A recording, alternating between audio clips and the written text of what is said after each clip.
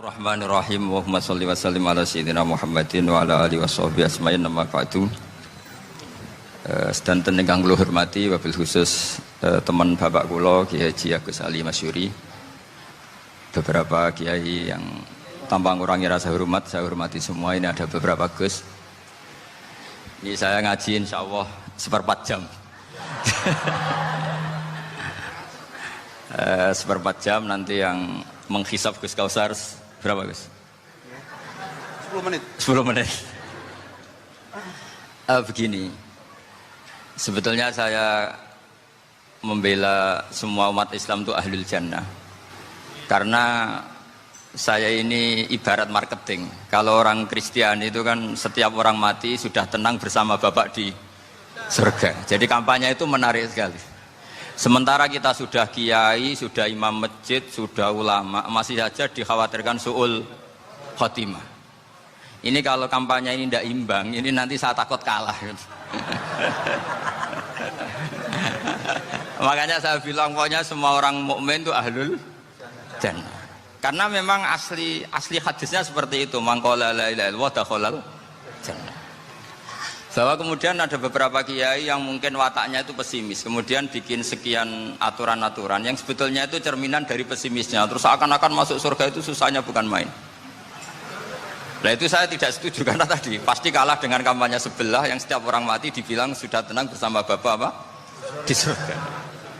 Jadi ini penting. Terus kedua saya bilang agama ini sudah begitu baik. Masa kunci surga sudah dibocorkan miftahul jannah la ilaha illallah. Masa sudah pegang kuncinya nggak jadi masuk surga, itu kan aneh.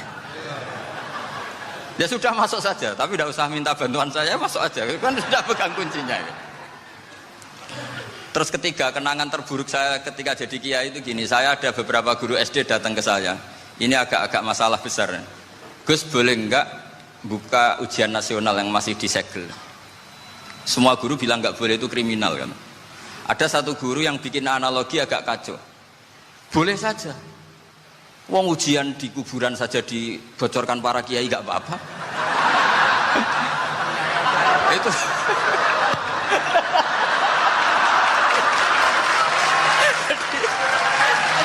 Tapi ini kriminal ya. Perhatian kepada kiai, nggak boleh memukul pemateri.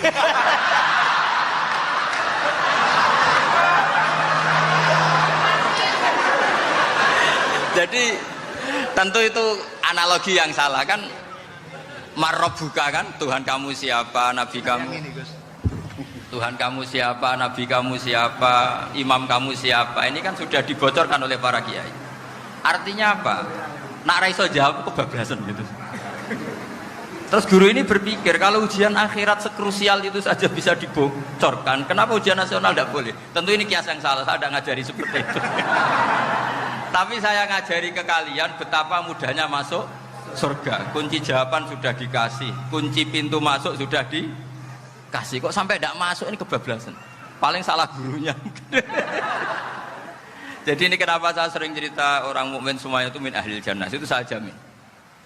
Sama tidak usah takut su'ul khotimah, tidak usah takut berlebihan seperti itu. Karena setahu saya, setidaknya saya mewakili ulama zaman ini. Rata-rata guru kita ini bermadzhab Syadzili dalam berkeyakinan berpikir tentang Allah. Di antara ini yang mulai saya ngomong serius, supaya tadi kan guyonannya sudah diambil Gus Reza sama Gus Kausar. Saya tahu kenapa mereka guyon. Kalau ngomong serius takut kalah sama saya.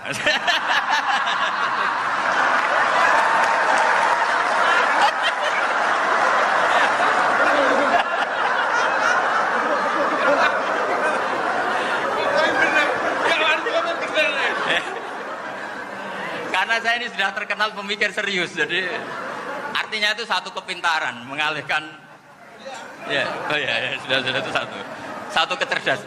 Tidak hanya ngalim tapi betul cerdas. Betul cerdas. Jadi itu bukti beliau ini cerdas itu. Saya berpikir begini, ini madzhab Syadzili. Kita semua tentu Syadzili karena kita semua ngaji kitab hikam. Kita tahu kitab hikam itu muridnya Abul Abbas Al-Mursi, Abul Abbas Al-Mursi muridnya Syekh Abdul Hasan apa? Asy-Syadzili. Saya masih ingat betul makalah itu dan saya ulang-ulang setiap saya ngajar di sarang saya ajarkan itu. Kilali kata Abdul Hasan As-Sadili, saya pernah dapat hatif, dapat semacam ilham. Apa makna min syarril waswasil khannas? Itu kata beliau dijawab oleh hatif itu. Hatif itu nggak perlu diterjemah tadi ada karena tadi diajarin itu. Apa yang dihidupkan itu nggak perlu dijelaskan. kata hatif tadi, waswasun yadkhulu bainaka wa baina habibika. Yunsika altofahu alhasanah wa yudzakiruka af'alaka asai'ah wa yukassiru indaka dzatas shimal wa yuqallilu indaka dzatal yamin liya'dila bika an husni dzanni billah ila su'i dzanni billah. Jadi yang dikatakan waswas adalah kamu digiring untuk hanya ingat sisi-sisi kamu yang negatif, dilupakan bahwa Anda punya sisi-sisi yang positif. Misalnya seperti ini, mungkin secara fikih tadi banser-banser tegas, wah ini masalah lelaki perempuan dipisahkan gini-gini. Tapi kenapa Ghazali bilang ya sudah gini gak apa-apa. Sebetulnya ada rukhsah itu karena ini di depan umum. Yang paling pantangan Nabi itu la yakhluwanna rajulun bimra'atin. Ini ada yang menjaminnya gitu. Malah khawatir saya di sini dipisah tapi setelah berduaan nggak bisa. Jadi toleransinya karena ini di depan umum. Itu masih ada toleransinya. La yakhluwanna rajulun bimra'atin. Begitu juga ketika kita dosa, misalnya kita dosa. Orang Islam setiap dosa itu pasti ingat salahnya, kemudian istighfar. Dan ketika satu kebaikan dibandingkan keburukan, itu kata semua ulama, karena sayyi'ah itu bernilai 1, kebaikan bernilai apa? 10. Itu masih surplus berapa? 9. Jadi itu cara berpikir Abdul Hasan As-Sadili. Kenapa kamu harus berpikir positif tentang Tuhan? Sekali berpikir tentang negatif, itu bahaya betul. Misalnya begini, kamu berpikir tak rewangi, jadi kiai, sujud, rukuk, ternyata aku tetap lebu neraka, gunanya apa? Itu menurut saya kan gak punya akal. Sujud itu satu kelaziman menghamba kepada Allah. Normalnya seorang hamba itu ya sujud. Kemudian gara-gara kamu ingin masuk surga, terus logika kamu dibalik, gunanya apa saya sujud? Ternyata saya masuk neraka. Itu pertanyaan yang benar-benar bodoh dan itu menjadikan Allah benci. Logikanya dibalik begini. Ini saya ngomong serius karena ini bentuk kemenangan saya ini bentuk kemenangan saya. Saya berkali-kali ngomong di kota pelajar di Jogja karena banyak pengujinya juga. Bukan sekedar pendamping tapi penguji. Banyak yang profesor, bukan sekedar dokter, banyak yang profesor. Jadi biar ini dok. Begini, saya pernah ditanya sama seorang dosen, Gus, saya ini ngaji hadis banyak, tapi ada yang saya tidak paham, yaitu mangkola la ilaha illallah dakhalal jannah, ada kalimat wa in zana wa in saraka. Meskipun pernah zina, pernah maling. Ini kan seakan-akan mentoleransi perzinaan dan pemalingan. Terus saya bilang, oh makna hadis itu seperti ini. Jadi kebenaran absolut, kebenaran yang mutlak itu tidak akan terganggu oleh status perilaku seseorang. Saya berkali-kali memberi contoh. Orang yang ditangkap KPK akan bilang 1 tambah 1 2. KPK-nya juga bilang 2. Rivalitas dalam politik, Pak Prabowo ya bilang 2, Pak Jokowi juga bilang 2. Orang yang zaniyah, yang lonte pun akan bilang 2. Muftinya juga bilang 2. Ketua MUI-nya juga bilang 2. Artinya gini, kebenaran yang absolut adalah kebenaran yang siapapun akan meyakini seperti itu. Seperti 1 ditambah 1, 2. Kamu punya musuh bilang 2. Kalau ibu-ibu ini punya maru ya marunya bilang 2 tadi tambah mama. Enggak tahu saya terjemahnya apa tadi. Nah, kebenaran yang absolut itu kebenaran yang siapapun pasti mengakui. Dan uniknya begini, saya pernah ngaji acara himmah, acara pondok sarang di Demak. Kalau kamu bilang 1 ditambah 1 menjadi 2, untuk mengatakan 2 itu kamu butuh hadiah enggak? Mereka semua jawab enggak. Kita semua enjoy saja mengatakan tembok itu putih. Kenapa? Karena memang putih. Kita mengatakan 1 tambah 1 2 karena memang kita tanpa presentasi dapat hadiah, dapat penghormatan. Kenapa untuk mengatakan Allah itu Tuhan kita butuh surga? Memangnya kalau tidak ada surga Allah tidak jadi Tuhan? Ini problem orang soleh-soleh yang terlalu pesimis. Makanya nanti orang-orang soleh itu masuk surganya berat. Tapi kalau orang alim lebih gampang kira-kira seperti itu. Iya, karena kan imannya lebih bagus. Dalam hadis qudsi, Allah ini yang dibuli orang-orang soleh. Laulam akhluk jannatan wala naron alam akun ahlan an uto'ah. Dalam hadis qudsi itu. Kalau saja saya tidak menciptakan surga dan neraka, apa saya tidak jadi Tuhan yang perlu ditaati? Apa kalau kamu tidak saya kasih uang 1 juta terus bilang 1 tambah 1 11? Enggak kan? Tetap bilang berapa? 2.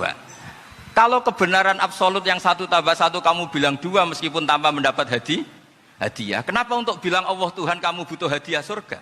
Itu kan serah ikhlas belas. Makanya saya terus mengajarkan ikhlas. Ikhlas itu bisa dilatih dengan akal, dengan pikiran, bil ilmi lah. Harus dilatih. Nah di sini ini momen atau makna yang mestinya harus difahami wa inzana bahwa kalimat ini sah meskipun dilafatkan seorang yang pernah zina. Sama seperti 1 tambah 1 2 sah, diucapkan siapa saja sah. Dan siapapun akan mengucapkan itu secara ikhlas. Ini penting saya utarakan. Sehingga setelah ada firqah-firqah takfiri yang mengatakan orang megang keris itu syirik, ke kuburan syirik, ini syirik. Itu salah besar. Salahnya adalah tadi kalimat-kalimat atau kebenaran-kebenaran absolut ini sudah jadi sibghata wa man ahsanu minallahi sibghah. Kalimat ini begitu absolut di hatinya orang mukmin. Sehingga ketika terganggu oleh hal-hal yang adat istiadat, kayak pegang keris, kayak apa, ini tidak mengganggu. Tetap kualitas iman ini di atas keyakinan adat membawa apa keris. Kalau orang membawa keris menjadi syirik karena percaya sama makhluk. Orang misalnya kejawen kalau nggak bawa keris nggak nyaman. Orang kota itu kalau nggak bawa ATM juga nggak nyaman. Itu tidak dihukumi syirik. Kamu pergi lupa bawa HP nyaman enggak? Enggak, kenapa enggak dihukumi syirik?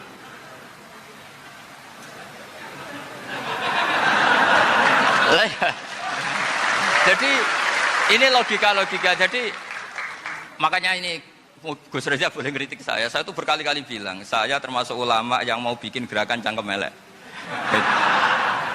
Karena nanti kalau saya nisbatkan ke Rasulullah itu tidak pantas karena Nabi ahsanan nasi khalqau wa khuluqa. Tapi saya siap jadi bempernya Rasulullah Shallallahu Alaihi Wasallam. Pernah ada diskusi di Jakarta, ini kisah nyata. Apa dalilnya setelah sholat salaman? Mana hadisnya? Itu dijawab hadisnya tentu kita kesulitan. Kalaupun ada hadisnya dhaif semua yang masalah musafahat. Akhirnya mau tidak mau dijawab pakai cangkem elek. Boleh enggak kamu setelah salam nyalain HP yang off? Boleh. Boleh enggak ke kamar mandi? Boleh. Oh berarti kencing boleh, nyalain HP boleh, yang enggak boleh itu ingat Allah. Karena mereka mengkritik wiridan, kritik salam. Akhirnya mikir deh. Ada enggak hadisnya orang setelah sholat nyalain HP? Enggak ada kan? Tapi mereka nyalain HP enggak hambatan, tapi untuk salaman masalahkan. Ke kamar mandi boleh, tapi untuk wiridan enggak boleh. Akhirnya mereka sadar, oh iya. Lama-lama dibisi gini yang kelompok itu. Kamu itu korban aliran supaya kamu enggak ingat Allah, ingatnya HP-nya. Sehingga orang wiridan kamu kritik, orang nyalain HP enggak kamu kritik. Itu kelompok itu adalah kelompok orang-orang yang supaya orang Islam itu lupa Tuhannya. Itu gerakan cangkem elek, tapi jadikan orang sadar. Jadi ini penting. Jadi kalau kamu tidak bisa bela agama dengan jalan yang lurus karena tidak bakat gitu, nggak apa-apa pakai cangkem elek tadi. Karena nggak mungkin gerakan ini dinisbatkan kepada Rasulullah Shallallahu Alaihi Wasallam. Kalau soal sanad, saya punya sekian sanad tentang itu, tapi tidak usah kamu ikuti. Ada orang tanya, ya Pak Kiai kalau setan dibakar di neraka panasan enggak? Ya panasan. Lo kan setan dari api, ngapain harus panasan? Kan materinya sama.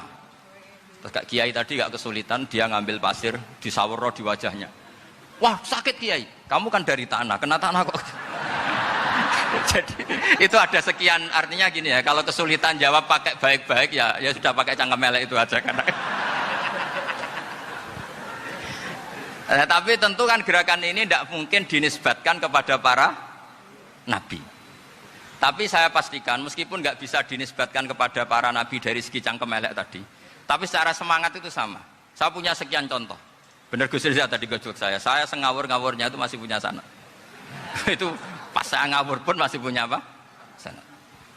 Nabi Ibrahim itu ketika faja'alahum juzatan illa kabirallahum itu si berhala paling besar dikasih kapak. Ketika mereka geger, ini siapa yang berhala-berhala kecil? Kata mereka, sami'na fata yadhkuruhum yuqalu lahu Ibrahim. Ya kira-kira Ibrahim lah gitu. Terus setelah Ibrahim didatangkan, siapa yang melakukan ini semua? Ini jawaban Nabi Ibrahim, bal fa'alahu kabiruhum hadza. Ya tanya yang bawa pedal, saya kan tidak bawa kan. Terus kata orang-orang, otak kamu itu di mana? Masa berhala disuruh nanya, kan nggak bisa ngomong. Ibrahim kebalikan, uffil lakum walima ta'buduna min dunillah. Lalu otak kamu di mana? Sudah tahu udah bisa ngomong kok disembah gitu. Itu ada kata uffin loh. Uffin itu kalau diterjemah kira-kira ya agak-agak jancuk gitu. Kira-kira ya kira-kira seperti itu. Jadi Sekarang dalilnya jancuk apa Gus? pakai dengan biasa kalau misalnya saya bilang sudah. Gimana? Jancuk itu dari daksu, dak tinggalkanlah suan perkara sing elek. Krono ilate wong Surabaya kakean rawon, akhirnya ngomongnya jancuk.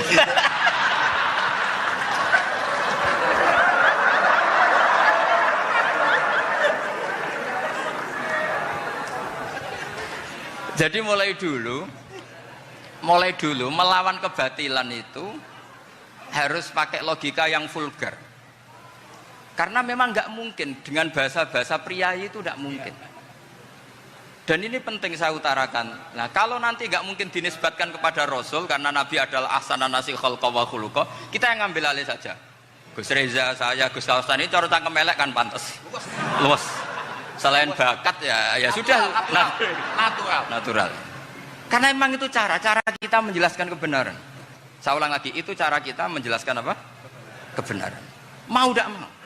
Saya pernah ditanya sama seseorang, Gus, beberapa nabi itu kan poligami. Poligami itu bukti hiperseks. Karena yang tanya itu orang nasionalis yang nggak pati senang Islam. Terus tak balik tanya, perempuan itu makhluk lemah enggak? Ya lemah. Kalau nolong lama satu itu gimana? Ya baik. Kenapa nolong dua jadi tidak baik? Harusnya kalau nolong tiga tidak baik. Tapi saya tidak dukung poligami. Nah, ini cerita. Setidaknya mereka jadi ingat. Saya itu pernah ditanya agak-agak orang ateis.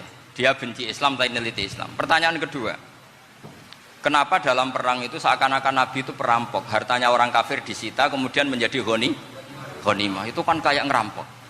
Terus saya tanya gini, kalau ada penjahat ke rumah kamu, kemudian pakai senjata api, setelah kamu ringkus, itu senjata api kamu kembalikan apa kamu sita? Oh ya saya sita, kalau tak kembalikan dipakai ngerampok lagi. Ya sama seperti itu, kalau kekuatan mereka dikembalikan, akan dipakai kekuatan mereka lagi. Jadi, ya lagi-lagi ini kemenangan orang serius. Karena nanti guyonnya sudah dintekno sama Gus Safa sama Gus Riza. Nah, kenapa saya ngajar begitu rileks, begitu santai? Karena pikiran saya sederhana. Fa innal uqula muttarratun ila qabilil haq. Akal sehat pasti dipaksa menerima apa? Kebenaran. Sehingga kebenaran itu tidak usah kamu ngomongkan secara serius, secara tidak perlu. Kebenaran itu mudah diterima. Saya itu pernah ngaji berkali-kali di Jogja di mana-mana sampai ada buku seorang dokter nulis tesisnya itu bangga lagi menjadi muslim setelah ngaji saya itu. Karena saya menerangkan itu ringan. Orang Islam itu harus mencintai Allah. Ciri utama cinta itu tidak tegang, rileks. Saya bilang begini, kalau kamu pernah 1 tahun digratisi orang rumah, makanan, kamu kira-kira itu mudah nggak mencintai orang yang berjasa sama kamu minjemin rumah dan kasih makan gratis? Mudah kan? Apalagi kita ini mudah mencintai orang yang minjemin mobil 1 tahun, ngasih rumah 1 tahun, apalagi selamanya. Kenapa kita tidak mudah mencintai Allah yang memberi kita bumi, air, oksigen, semuanya kita dikasih Allah? Akhirnya mereka mikir, wong mencintai seseorang yang ngasih dalam durasi 1 tahun saja mudah, apalagi mencintai Allah yang ngasih kita tanpa batas. Itu disebut walladzina amanu asaddu hubbal lillah. Orang mukmin itu mudah sekali mencintai Allah. Caranya dilatih tadi. Kita mudah mencintai orang yang berjasa sama kita. Kenapa tidak mudah mencintai Allah yang tentu jasanya lebih besar. Nah, karena akhir-akhir ini banyak orang yang terlalu nazir, terlalu kata Nabi kan basyiru walatu nafiru yasiru walatu asiru. Sehingga saya bikin gerakan. Pokoknya semua orang mukmin pasti masuk surga. Nanti soal ada kesalahan-kesalahan kecil yang menjadikan orang su'ul khotimah itu sifatnya kehati-hatian. Jangan menjadi hukum. Hati-hati itu tidak menjadi hukum. Kalau kamu nyupir hati-hati itu bukan berarti pasti kecelakaan, enggak. Hati-hati itu ya hati-hati saja, tidak menjadi hukum. Ini penting saya utarakan karena kubu sebelah kampanyenya sudah tadi, setiap mati pasti tenang bersama Bapak di surga. Sementara kita mau kampanye, kamu sholat tidak mesti diterima, haji tidak mesti diterima, jadi kiai tidak mesti masuk surga. Coba kalau kita kampanye gitu terus, yang mau jadi muslim itu siapa? Jadi ini sudah tak perhitungkan matang-matang saya milih mazhab seperti itu. Ya ini saya pikir sudah, ini pembandingnya supaya punya waktu. Saya suka sekali. Nah ini yang sesi terakhir ya, sesi terakhir. Saya akan cerita fikih karena Nyun sewu Gus, ada iklan sebentar dari ibu-ibu, pentolan mic kurang dekat ke mulutnya Gus Baha. Sehingga suaranya tidak terdengar sampai ke belakang. Oh, gitu, pentolannya didekatkan Gus. Oh, gitu. Ini kalau ngomong konotasinya itu mesti nyerempet. Sudah apa ya? Sudah ahlinya di situ. Ya malah ada di situ.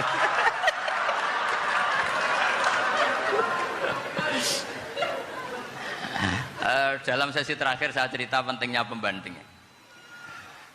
Imam Rafi'i itu yang ngarang kitab Muharrar. Kitab Muharrar ini adalah ringkasan dari kitab Al-Wasit. Al-Wasit itu karangannya Imam Ghazali. Al-Wasit sendiri ini khas ngaji NU, karena NU maknanya Nahdlatul Ulama, gerakan para ulama. Jadi kalau nggak ngerti alim-alim seperti itu ya ada NU. Sebenarnya sampai itu pasnya Nahdlatul Ummah, gerakan umat. Tapi kan sudah jadi partai politik Nahdlatul Ummah.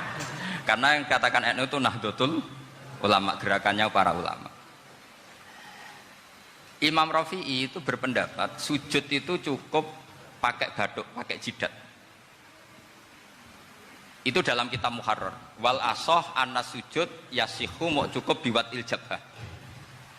Ketika Imam Nawawi mentasih kitab Muharrar namanya Minhajut Thalibin, itu mengkritik Imam Rafi'i. Kata beliau, sujud itu untuk sah harus melibatkan 7 anggota. Karena berdasar hadis umirtu an asjuda ala sapati a'zumin, yaitu al jabhah wal yaden warubaten wal kodamen, yaitu jabhah 2 tangan, 2 lutut dan 2 kodamen.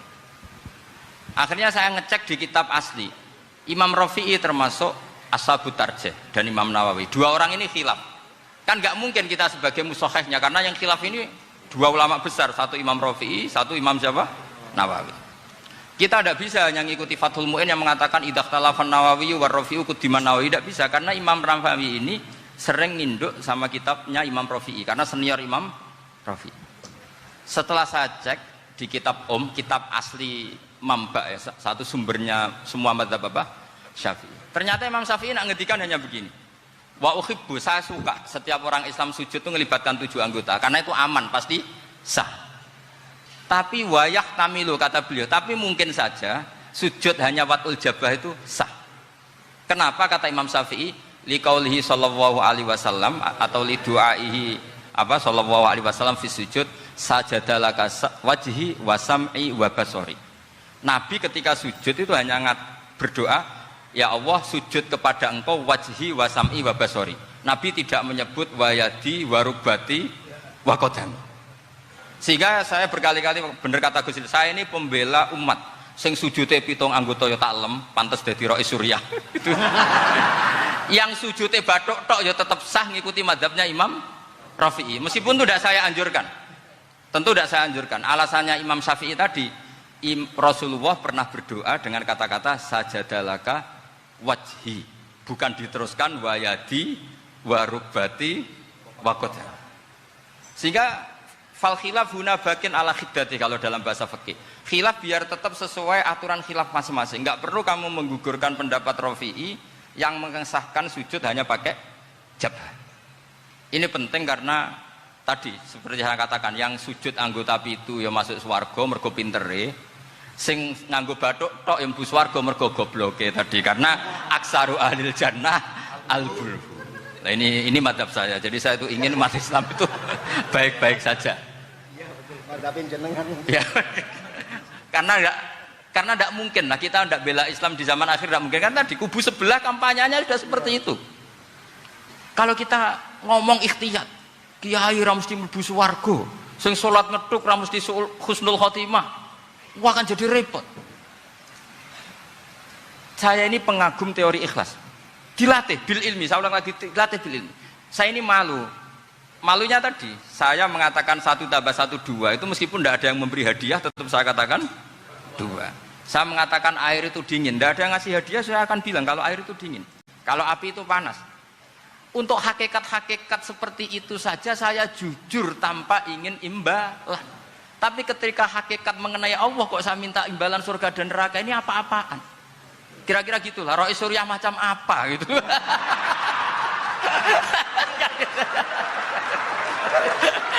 Ya saya kira demikian. Assalamualaikum warahmatullahi wabarakatuh. Waalaikumsalam warahmatullahi wabarakatuh.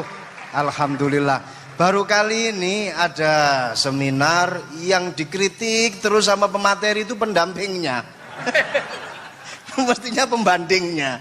Tapi luar biasa para milenial semuanya, Masya Allah, terlihat wajah-wajah surga di majelis ini.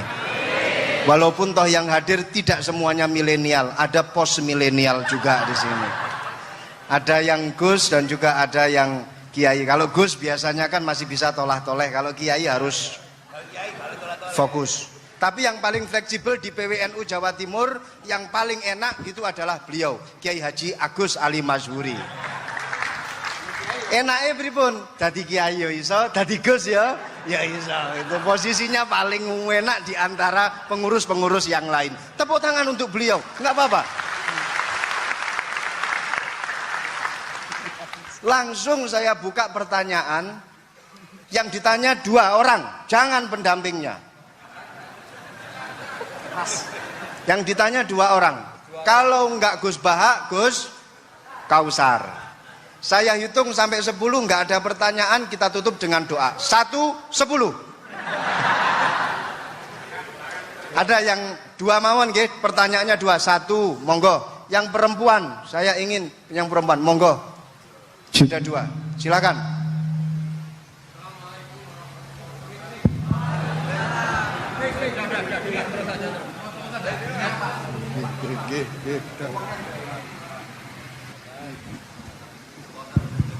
Bismillahirrahmanirrahim.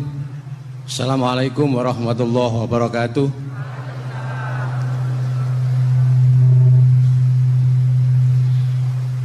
Yang saya ingin tanyakan kepada Gus Baha, saya itu sering ngaji lewat YouTube panjenengan Gus.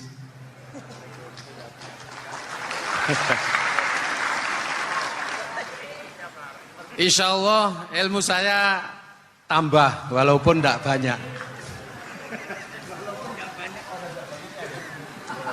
Yang saya tanyakan, nopo ilmu kula niki barokah?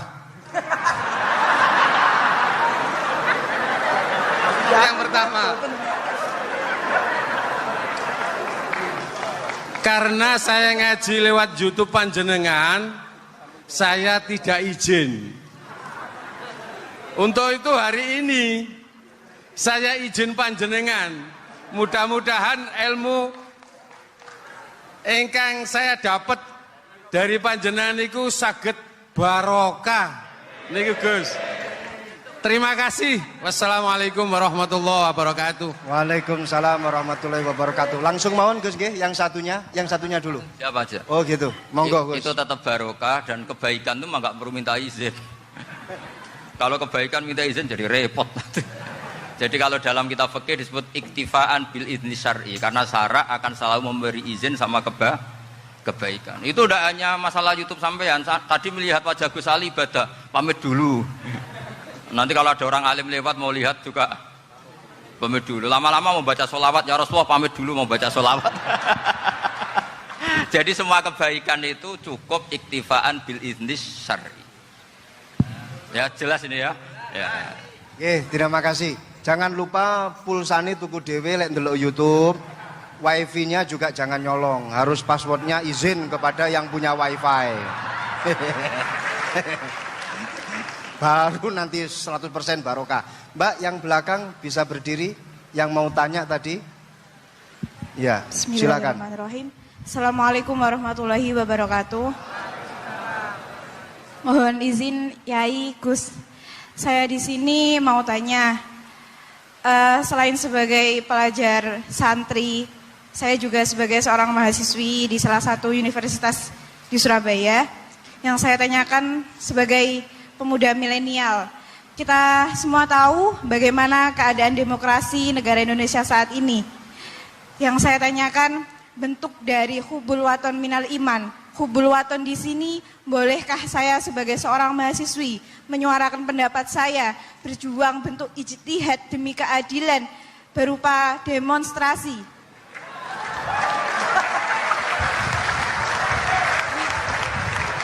Ngapunten. Yang saya tanyakan di sini, bagaimana menurut Gus?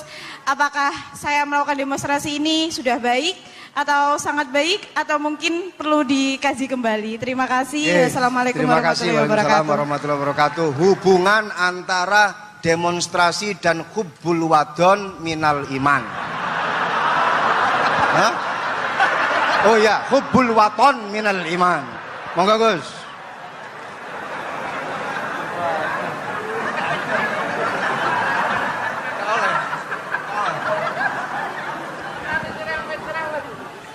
Ini benar-benar ahli. Begini kan, demonstrasi itu kan makna pokoknya itu kan apa? Memperlihatkan. Makanya demonstrasi kekuatan maknanya ya show ya, memperlihatkan satu apa? Kekuatan. Sehingga kalau dalam Islam itu ya fleksibel, asal itu tidak merugikan orang lain, tidak anarkis, tidak madarat bagi kelompok lain tentu boleh.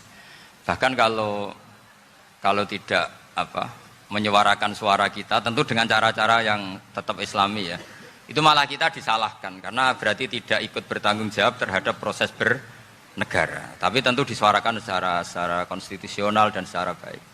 Kemarin pas demo di Jogja yang ramai itu masalah rancangan KUHP itu, rektor UI juga ketemu saya, pamit Gus mau demo aja ya, tapi yang baik dan sopan karena begini ya, di Quran itu ada ayat walau la dafwahinna sab'atuhum bi ba'dil fasadatil ard. Jadi kekuatan manapun itu harus dikontrol. Tentu kontrol itu macam-macam. Tapi tentu saya ulang lagi, jangan anarkis, jangan melakukan sesuatu yang kontraproduktif. Jadi menurut saya pernah ditanya, Gus kalau pemerintah itu didukung 90% rakyatnya bagus enggak? Ya bagus, berarti presidennya hebat, didukung mayoritas rakyat. Kalau hanya 55 ya bagus, presidennya biar tahu, biar hati-hati karena dipilih separuh lebih sedikit gitu. Lah kok bagus semua? Ya emang harapan kita sama Allah semuanya baik semua kata saya gitu. Jadi susahnya apa sih kita melihat sesuatu itu, asal agama ini kan gampang, asal tidak maksiat itu baik. Asal gak maksiat itu baik. Makhuyira Rasulullah bina amroini lakhtaro aisarohuma malam yakun isman. Jadi demo itu bukan, nah kalau demo yang diharamkan sebagian fatwanya ulama tentu yang maknanya yang anarkis. Kalau yang dihalalkan tentu maknanya yang tertib. Itu biasa dalam hukum fikih. Rasulullah ngendikan A, mahmalnya seperti ini.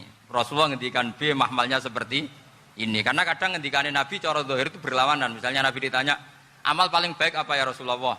Nyaur utang gitu. Karena biasa yang ngemplang mungkin yang tanya itu tukang. Tapi kadang Nabi jawab birrul walidain. Kadang jawab as-sholat di awali waktiha. Karena penanyanya ini beda. Nggak tahu sholat. Gimana? Cinta pun nggak tahu sholat. Ya, cinta kok nggak tahu sholat kata beliau. Kan gitu.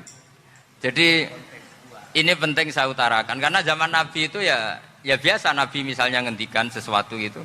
Terus ada juga sahabat yang memperlihatkan pendapatnya. Tapi tidak niat bantah. Masyhur itu dalam tarikh. Saya beri contoh yang masyhur itu. Nabi pernah sholat duhur itu 2 rakaat. Sebagian riwayat mengatakan asar, tapi yang lebih kuat itu duhur. Setelah 2 rakaat Nabi sholat, itu akabirus sahabat papan atas itu tidak ada yang ngendikan karena mereka sopan semua, tahu etikal. Setelah Nabi pulang sudah dekat pintu, ada sahabat yang berdiri. Ya Rasulullah, aku siroti sholatu amnasita. Ini sholat model kosor, apa engkau lupa?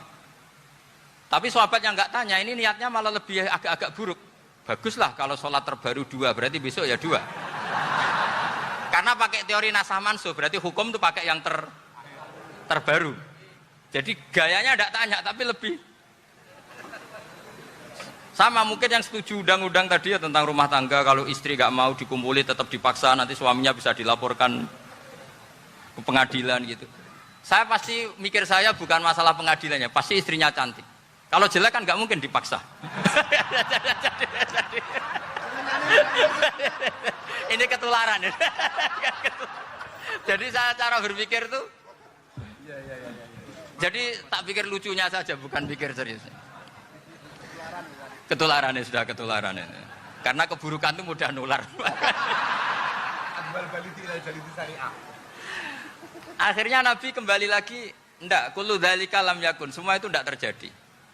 Tapi Nabi sebagai orang yang sangat, ya sebenarnya enggak boleh dibahasakan sangat demokratis, sangat bijak. Nabi kembali lagi ke mimbar terus tanya, ahakun maqalahu dzulyaten, apa betul yang dikatakan dzulyaten tadi? Kata sahabat semua, betul ya Rasulullah, tadi engkau sholat hanya 2 rakaat. Nabi kemudian takbir lagi, meneruskan 2 rakaat terus salam.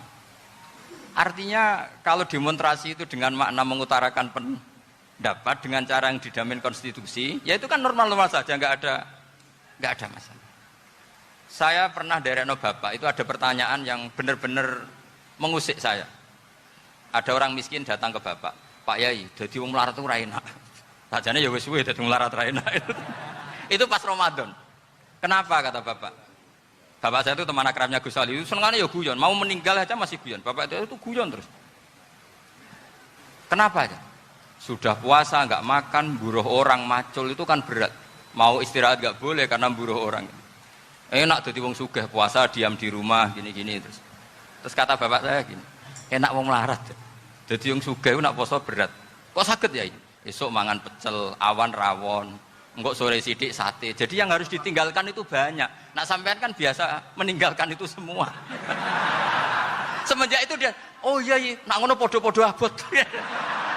Jadi hasutnya pada orang kaya terus nggak ada. Nah ini pentingnya ilmu. Jadi pentingnya pendamping tadi itu. Setelah diberi jelasan, oh maturuni ternyata podo-podo abot gitu. Dia nggak tahu susahnya jadi orang kaya. Ya sama seperti tadi. Ya saya puasa.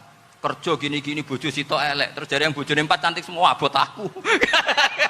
Karena harus ninggalkan 4 yang cantik tadi yang bisa menghidupkan tadi itu.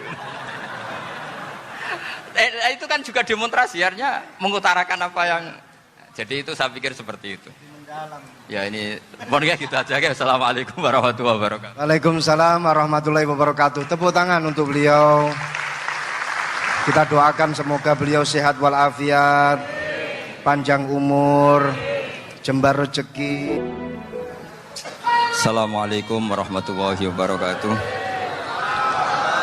Bismillahirrahmanirrahim. Allahumma sholli wa sallim ala sayyidina Muhammadin wa ala alihi washabbihi asma'in nama ba'du.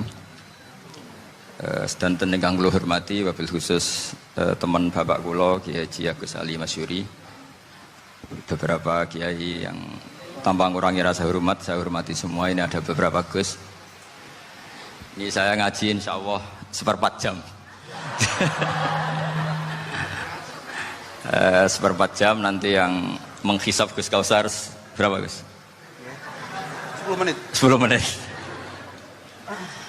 Begini, sebetulnya saya membela semua umat Islam itu ahlul jannah. Karena saya ini ibarat marketing. Kalau orang Kristen itu kan setiap orang mati sudah tenang bersama Bapak di surga. Jadi kampanye itu menarik sekali. Sementara kita sudah kiai, sudah imam masjid, sudah ulama, masih saja dikhawatirkan su'ul khotimah. Ini kalau kampanye ini tidak imbang, ini nanti saya takut kalah. Makanya saya bilang pokoknya semua orang mukmin itu ahlul jannah. Karena memang asli hadisnya seperti itu, mangqala la ilaha illallah dakhalal jannah. Bahwa kemudian ada beberapa kiai yang mungkin wataknya itu pesimis, kemudian bikin sekian aturan-aturan yang sebetulnya itu cerminan dari pesimisnya. Terus akan-akan masuk surga itu susahnya bukan main. Nah itu saya tidak setuju karena tadi pasti kalah dengan kampanye sebelah yang setiap orang mati dibilang sudah tenang bersama Bapak apa? Di surga. Jadi ini penting. Terus kedua saya bilang agama ini sudah begitu baik. Masa kunci surga sudah dibocorkan, miftahul jannah la ilaha illallah. Masa sudah pegang kuncinya nggak jadi masuk surga, itu kan aneh. Ya sudah masuk saja, tapi tidak usah minta bantuan saya, masuk aja. Kan sudah pegang kuncinya. Terus ketiga, kenangan terburuk saya ketika jadi kiai itu gini, saya ada beberapa guru SD datang ke saya. Ini agak-agak masalah besar. Gus, boleh enggak buka ujian nasional yang masih disegel? Semua guru bilang nggak boleh, itu kriminal kan. Ada satu guru yang bikin analogi agak kacau. Boleh saja. Wong ujian di kuburan saja dibocorkan para kiai nggak apa-apa. Itu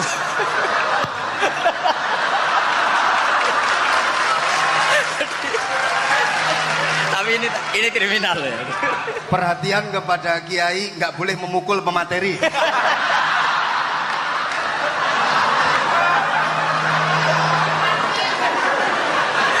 Jadi tentu itu analogi yang salah kan. Marrobuka kan, Tuhan kamu siapa, Nabi kamu. Tuhan kamu siapa, Nabi kamu siapa, imam kamu siapa. Ini kan sudah dibocorkan oleh para kiai. Artinya apa? Nak raiso jawab kebablasan gitu. Terus guru ini berpikir kalau ujian akhirat sekrusial itu saja bisa dibocorkan, kenapa ujian nasional tidak boleh? Tentu ini kias yang salah, saya tidak ngajari seperti itu. Tapi saya ngajari ke kalian betapa mudahnya masuk surga. Kunci jawaban sudah dikasih, kunci pintu masuk sudah dikasih. Kok sampai tidak masuk, ini kebablasan. Paling salah gurunya. Jadi ini kenapa saya sering cerita orang mukmin semuanya itu min ahlil jannah. Itu saya jamin. Sama tidak usah takut su'ul khotimah, tidak usah takut berlebihan seperti itu. Karena setahu saya, setidaknya saya mewakili ulama zaman ini. Rata-rata guru kita ini bermadzhab Syadzili dalam berkeyakinan berpikir tentang Allah. Di antara ini yang mulai saya ngomong serius.